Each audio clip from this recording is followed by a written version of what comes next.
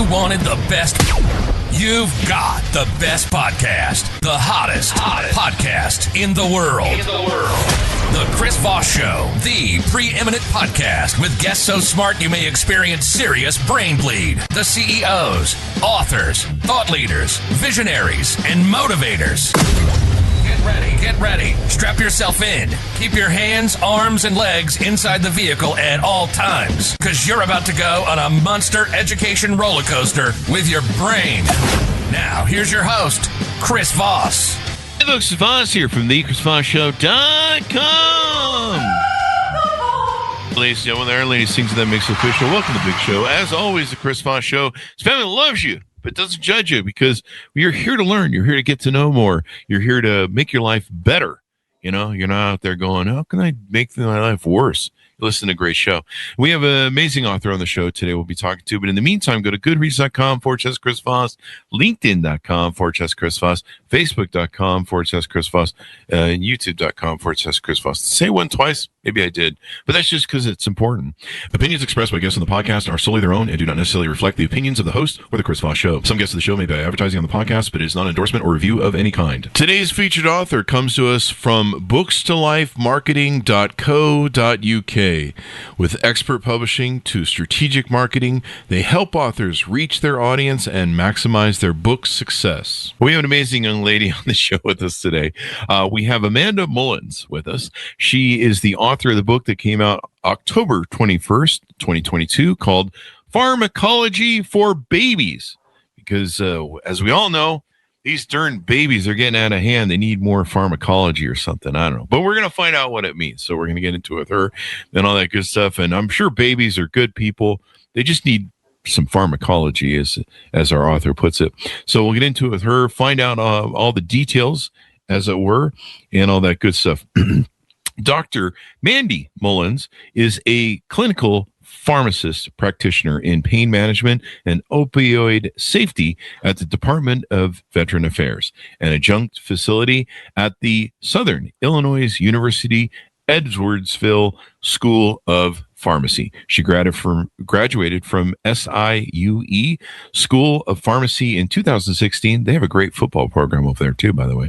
Then completed a PGY1 and a PGY2 pharmacy residency, specializing in pain management and palliative care. She serves as an immediate past president for the Society of Pain and Palliative, I'm not sure if I'm pronouncing that right, palliative care pharmacist, and co-authors the pain management chapter in DPRO's Pharmacology textbook. Welcome to the show. How are you, doctor?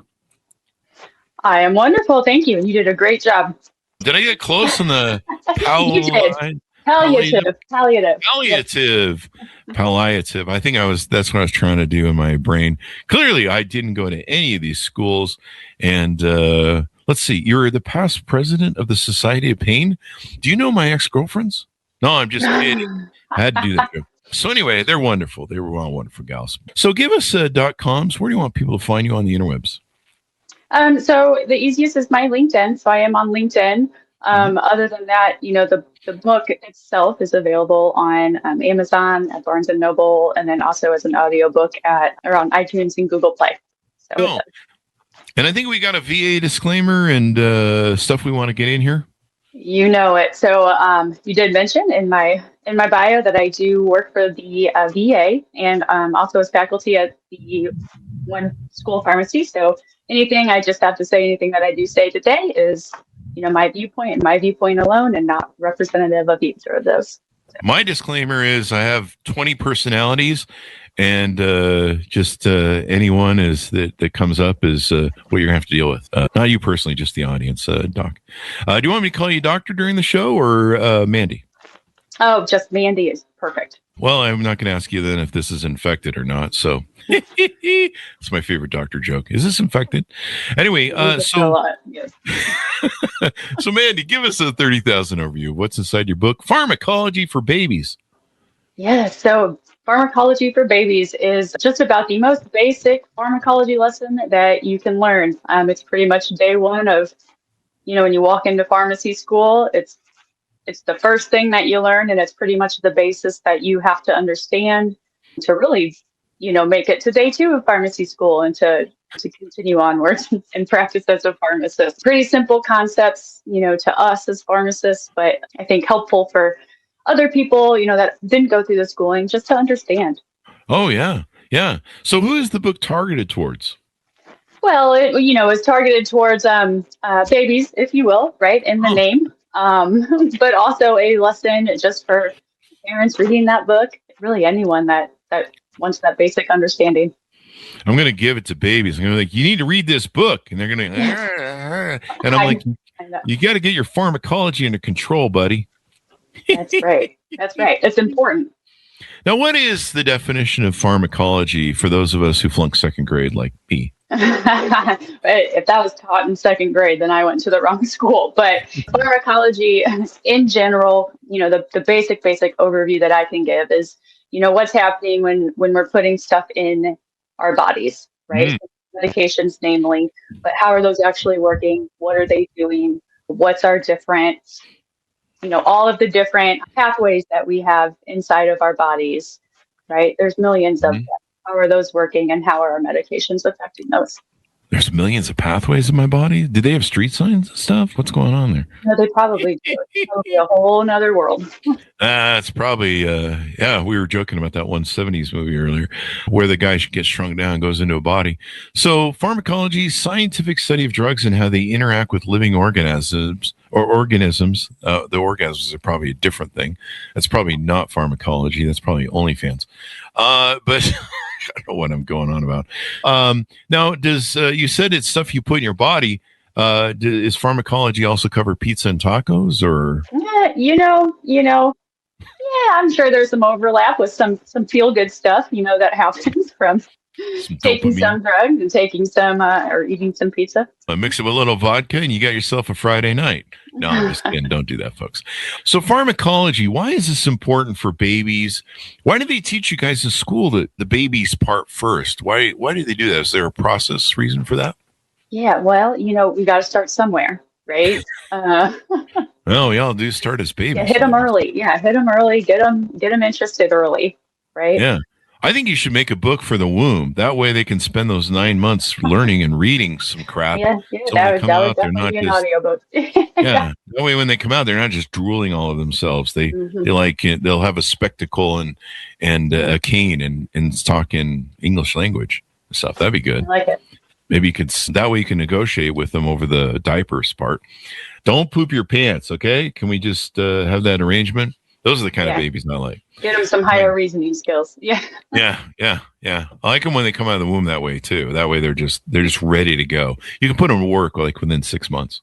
So pharmacology, why is it important for people to understand this? What do you hope people come away when they read your book? Better understanding of how drugs work, or? Yeah, I think it's I think there's a couple different things. I think one, absolutely, having the basic understanding of what happens. I mean, even, it's not just prescription medications, right? We have all of our over-the-counter things that are available. We have supplements that are huge right now that people are taking. I mean, all of that goes into your body and is working throughout all of these different pathways that I mentioned. So just understanding that the potential is there for interactions, right? And they're all doing different things to our body, whether it's, again, prescription versus something that you have in your medicine cabinet at home. And then the other part of it is just also understanding, when you run into your pharmacist, right, out in the community or wherever you're running into your pharmacist, the things that are going through their mind, when maybe you're standing in line at the pharmacy and a little frustrated, right? But we're thinking about all of these different things, that could go wrong, and making sure that we're being as safe as possible. So maybe it can help you advocate for yourself in the medical field. That's one thing patients seem to need a lot of that we talk about is they need to advocate. They need to advocate for themselves and make sure that they're. And I can tell you that as pharmacists, we are not good at advocacy for ourselves. Yeah. For the patients, absolutely. But like for what we do, we're in the background. There you do. Yeah. So you do have to advocate for yourself in the medical field, especially with doctors, I think. If you're doing, doctors, surgery, stuff like that, you really have to advocate for yourself and, make sure you understand what's going on, what they're doing. I went in for a hernia surgery, and I had two hernias. And they were operating on one, and they were going to do the groin in inaugural or whatever, the groin one first. And the doc came in, and it was the one I needed fixed first. And the doc came in, and he was like, "Okay, we're going to do your belly button this way." And I was like, "Whoa, whoa, whoa, whoa, whoa! I realize you're the doctor, but it's the groin. We don't we don't do the belly button because that's not as immediate." And he's like, "Oh yeah. So you gotta speak up and advocate for yourself, you know." And I was like, also, just disclosure, leave all the other parts here. Nothing is to be amputated. Just the hernia. Yeah, just you can amputate the hernia or whatever it is you guys doing there, but leave everything there. But yeah, it was kind of alarming when he did it, because if I hadn't spoken up, he would have done my belly button, and the more emergency situation was my inaugural. So I would have had to wait 3 months to get that fixed, and that was not going to happen. So yeah, I mean, you got to advocate for yourself. Now, are babies, and maybe the reason they highlight babies, and you talk about in your book, is it's very important to make sure that they're dosed right, or that they're not overdosed, that they how to maybe understand how drugs might work on them, maybe differently than an adult, maybe. I don't know. You tell me. Yeah, and you're absolutely right. You know, so with babies, we do have different enzymes, you know, and we have higher rates of some enzymes than what you have as an adult, and then vice versa. Dosing is a lot different, which is why you have, pediatric specialists, because it's not the same as treating adults. Yeah, plus their dosages are probably much different, you know. I mean, they are. I require half a bottle of vodka and a handful of Tylenol. Don't do that, folks. It's just a joke. Yeah. It's going to be really bad for your liver and kidney if you have one left after it. Trust me, I know. But certainly, you know, an advocate for babies, I mean, they're not going to be able to drink half a bottle of vodka, maybe a quarter or something like that. Don't do that, folks. Anyway. But no, I can see how it's different. But it's a great thing to learn too, how your body does all these things. I mean, I just think of aspirin and Tylenol as magic. And you probably explain how it's much more detailed than just magic. Yes. Yeah. Yes. Is it magic? A lot more detailed. To put it mildly. So it's not magic? What? No, well, you know, whatever you got to tell yourself, it goes. But no, they're not magic pills. You know, they go in, they do things, they do different things. So a lot of the same end goals between, like you said, aspirin and Tylenol, but two totally different classes of medications.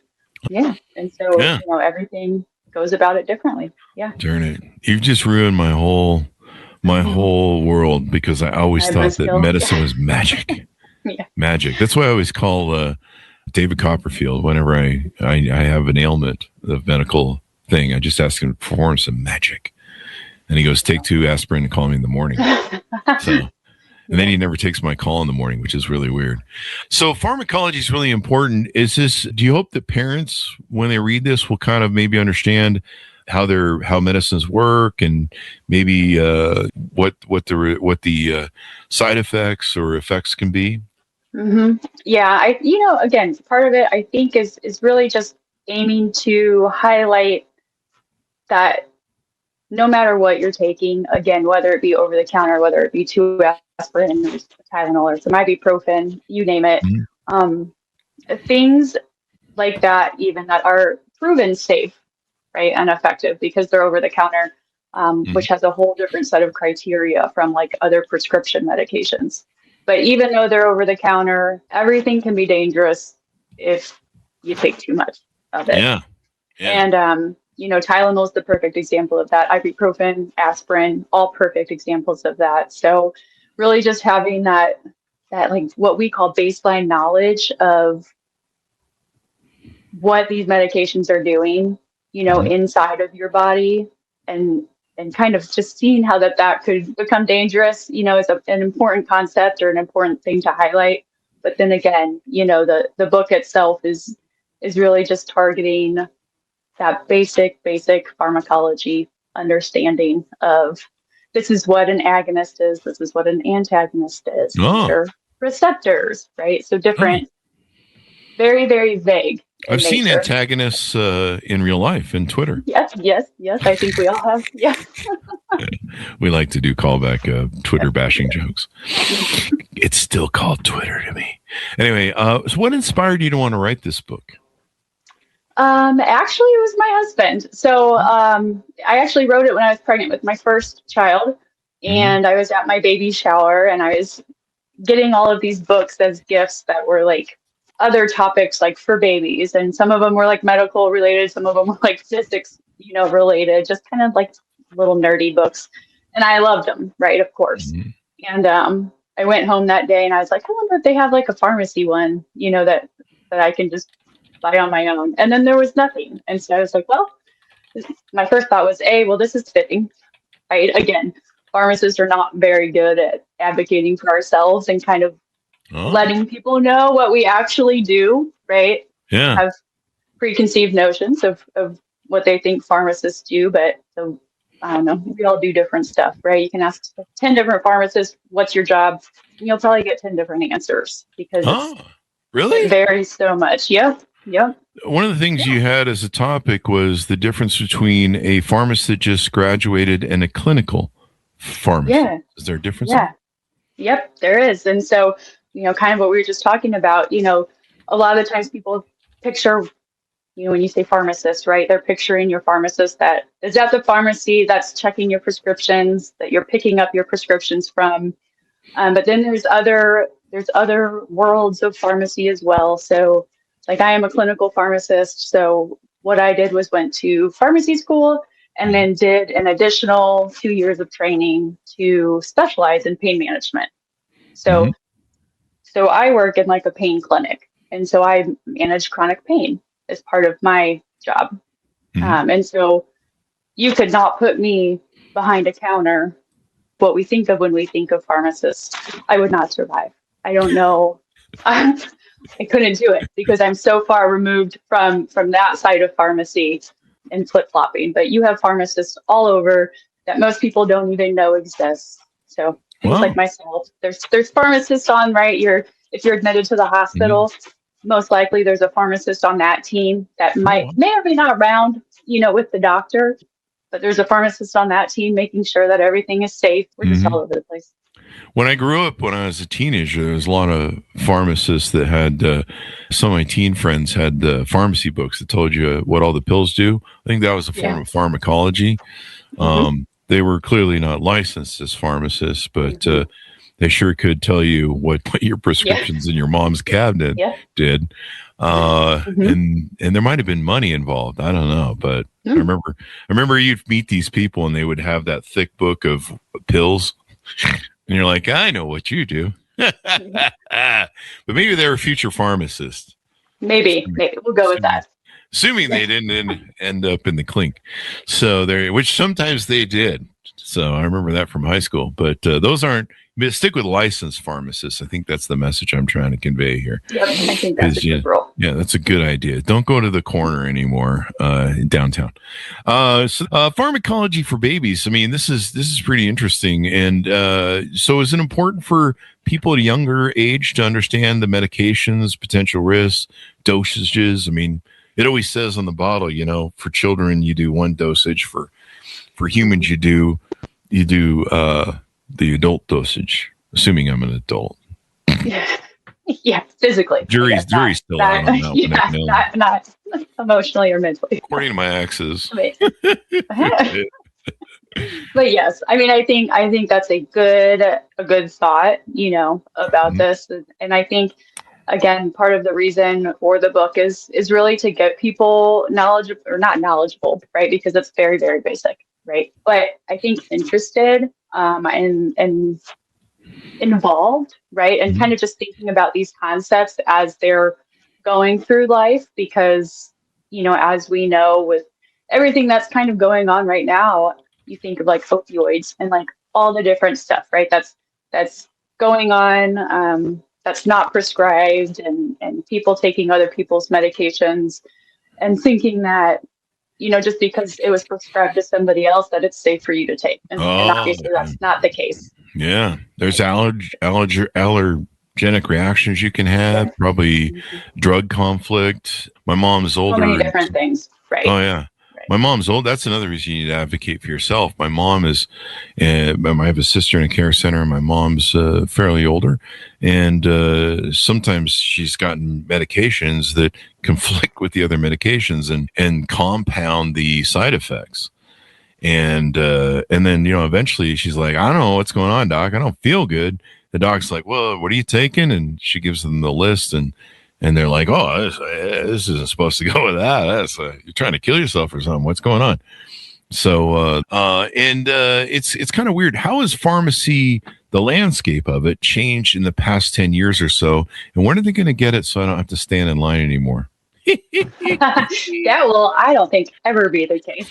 Nor should it be, which is not what we all want to hear. But really, you want something that is, right, that you want that process to be in place. I can promise you that, because you want something that somebody is looking at and making sure that it's appropriate and safe, and that the dose is right, and that there's no drug interactions with other things that you're taking. So all of that is like what's going through a pharmacist's mind. Yeah. Plus, you probably spend half an hour on the phone alone just trying to call the doctor to ask him what the hell he wrote. Yeah, I think that's a major complaint. Like I said, I'm so far removed from that side of things, but I can tell you from the rotations that I did have to do in those areas that yes. Yeah. I just think it's kind of half, I'm not calling the pharmaceutical business scammy, but I know that when you go to CVS and they go, yeah, we're going to take like half an hour to get your prescription filled, but go ahead and shop while you're here. I'm like, is there something going on? What's going on? You say that, but I was at a pharmacy the other day picking up an inhaler for my son, and we were walking the aisle, and sure enough, there's this big monster truck. So guess what? We went home with an inhaler and a monster truck. So that's why they put the pharmacy in the back. It's just like a casino. They put the hotel in the back, so you got to walk through the whole floor. All the stuff. Sure enough, something's going to be like, and it's worse if you have kids, because the kid's like, "Hey, I want that truck." And you're like, "Damn it! I'm just here for drugs." So that's what I say down on the corner on weekends. Let's see, what specialties can clinical pharmacists practice in? Oh gosh, there's a ton. So like I said, I'm myself in pain management. Mm-hmm. With that, or adjacent to that, is like palliative care and hospice, in that specialty area, which is extremely important, of course, as is everything. I don't think anything's more important than the other. But you have oncology, or like on cancer teams, right? There's pharmacists there. There's pharmacists managing kind of your everyday types of diseases like diabetes, high blood pressure, high cholesterol, those types of things. You have emergency department, you have pharmacists in the ICUs. There are so many different areas that these pharmacists can practice in that, again, a lot of the times you don't know that there's a pharmacist on whatever team, but typically they're there. What should everyone know about pharmacists that maybe they don't already know? Do you guys have like secret lives or anything like that or something? No, I don't know. I think we might be, I'm probably speaking for myself, but one of the more boring or nerdy or, type disciplines. But no, I think something that, that I would love everyone to know is that, again, when you see your pharmacist, they're working hard. They're doing things in their mind and doing different checks, that again, you don't see it.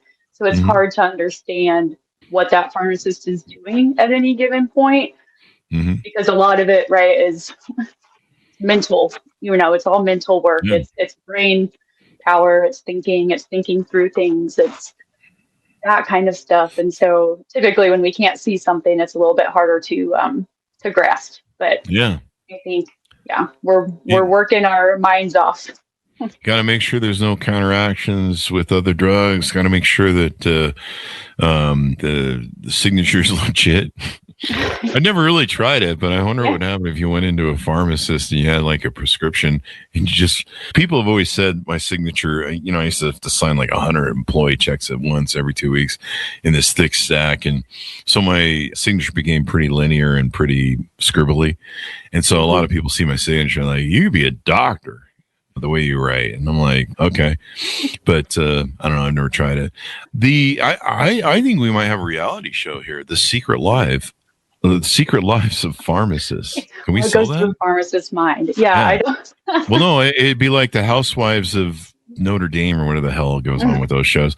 And so it'd be like the secret lives of pharmacists. And then, maybe we have some mating in there, dating, mating, it's like The Bachelor. I'm sure, I went to school with a couple people that ended up married from our class. And I'm like, good for you guys. Wouldn't that kind of suck? Because you'd argue over stuff like that interacts with and gives a side effect to that. And they're like, no, it doesn't. You have it wrong. And you just argue over drugs. Yeah. Sounds like some of the people I knew in high school, actually. Anyway, if you had any general piece of advice to give the public, what would it be? And that might be the same one you gave earlier. So forgive me. I'm just answering the questions from the PR agent. No, yep. That's okay. I think it's probably very similar, right? Very, very similar. But, just be nice, right? Be nice to your pharmacist, be nice at the pharmacy. Like I said, everyone, they're all doing probably more than you realize, even more than I realized, right? Sometimes I forget I'm a pharmacist and I'm staying in line at the pharmacy and I'm like, oh, good. But then I'm like, Mandy, you know better than that, right? I've been in that situation. So I think it's just important to, and to understand the concepts, right, in the book, to understand that it's not limited to things that are prescribed. Just because it's over the counter doesn't mean it's always safe. Just because it's a supplement doesn't mean that it's always safe. No matter what we're putting in our body is doing something. Yeah. You definitely got to be safe.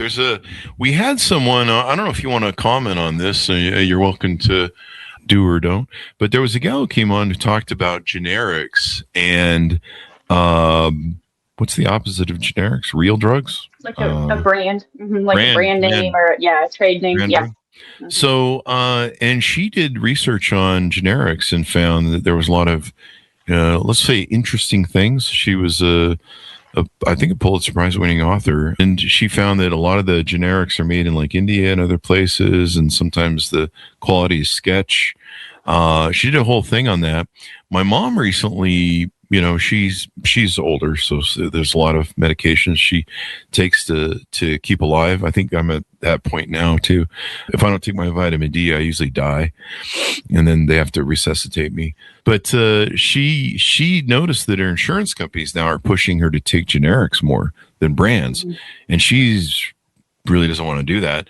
So is there something going on in the marketplace of brands and generics that is kind of new this year, or what I don't know if you have any thoughts on that, or if you even want to delve into that. You can skip it if you want. You can take a pass. No, I won't pass, but I'll give a brief overview, right? So typically your insurance companies are going to push for generics because they are just inherently cheaper than the brand name product.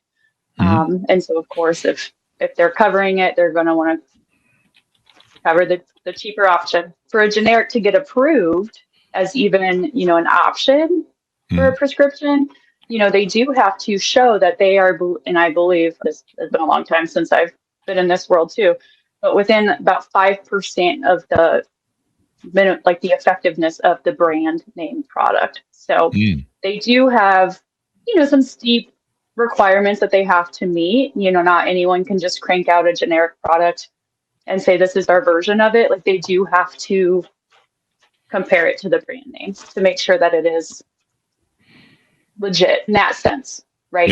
Yeah. Yeah, it was a New York Times bestseller, Bottle of Lies by Catherine. I'll have to look that up.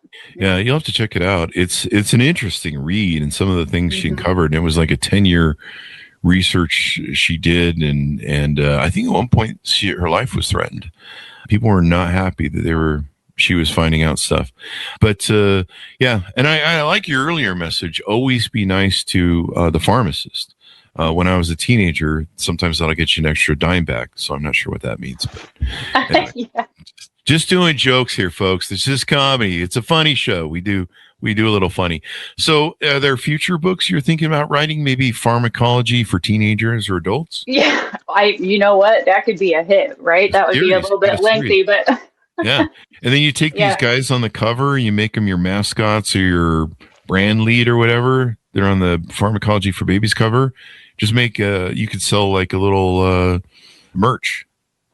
I like it. There. I like it. You'll be the first one. Yeah. Pharmacology. Well, you might not want pharmacology for teenagers. They've got enough of those advisors on the corner. But pharmacology for adults, it's amazing to me how many.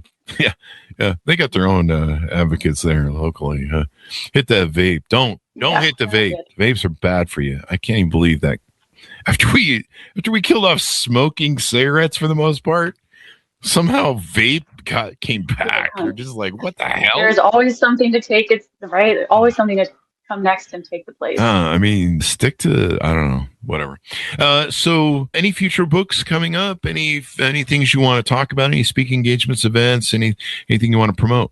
I think really at this point, just the book. Future books. It's something that I've toyed with. I can't say that I have a definitive answer. I think it would be, what's next. And I don't know, because it's hard to tell, what people want or like what they, look forward to. So I think that would be part of it, but potentially. Well, one thing that might be interesting, because there's a lot of jokes that run through the head during the show and a lot of them hit the cutting room floor, but maybe a pharmacology book for mothers with a baby in the womb. Maybe how drugs that they might take as mothers might affect their babies. Like my father, his mother, and this is like in the 50s, was given a drug when she was pregnant that was supposed to help with pregnancies and ended up causing birth defects. And it would usually cause a leaky heart valve where your heart would leak. And he had it for most of his life undiagnosed. And then later in his life, they found what caused it and stuff like that. So maybe a book for expectant mothers, to maybe be careful of certain drugs put in your body, especially maybe too much Tylenol or something like that. And how you might be onto something. Yeah, really, you think of like ibuprofen, right, and like aspirin, and those are really the ones that like we're like, nope, don't take that when you're pregnant. So that might be helpful. Would the baby get like a full hit of that or a partial hit of that? A big old, those ibuprofen tabs are pretty big. Yeah. Would a baby get like maybe half of that? And he's like, I don't know, 1/10 of your size, so that's probably not a good dose, right? Yeah, well, it all comes down to like the anatomy, right, of what's going on in pregnancy and at what stage of pregnancy are we, because what's developing at that point, and what could potentially be affected. So like you said, like a leaky valve, right?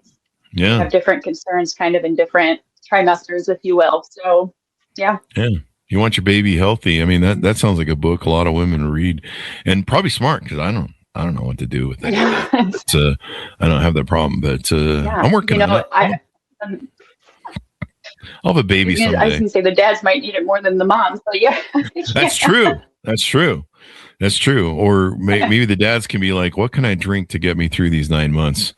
That might be another book too. Yeah. So, anyway, so thank you very much for coming on the show. We certainly appreciate it. Amanda, anything else you want to plug on the show before we go? No, I think I'm good. Plugged away. Sounds good. Give us your .com as we go out so people can find you on the interwebs.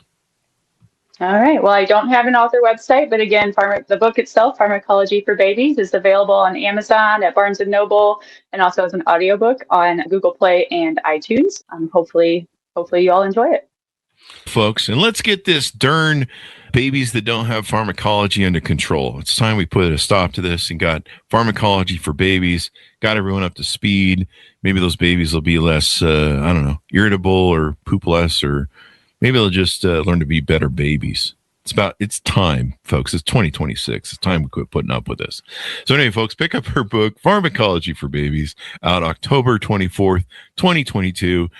Make sure your kid's up to speed with the other kids in the neighborhood. You got to keep up with the Joneses. So that, or, you could get one of those bumper stickers. Maybe you could sell bumper stickers, Amanda, as a merch. My baby graduated A with pharmacology. I love that. One of those bumper stickers that shame everybody. Thanks so much for tuning in. Go to goodreads.com/Chris Voss, LinkedIn.com/Chris Voss, Facebook.com/Chris Voss, YouTube.com/Chris Voss. I'm doubling somewhere in there, aren't I? Thanks for tuning in. Be good to each other. Stay safe. And we're just checking to see if you're awake. Be good to each other. Bye-bye. You've been listening to the most amazing, intelligent podcast ever made to improve your brain and your life. Warning, consuming too much of the Chris Voss Show podcast can lead to people thinking you're smarter, younger, and irresistible sexy. Consume in regularly moderated amounts. Consult a doctor for any resulting brain bleed.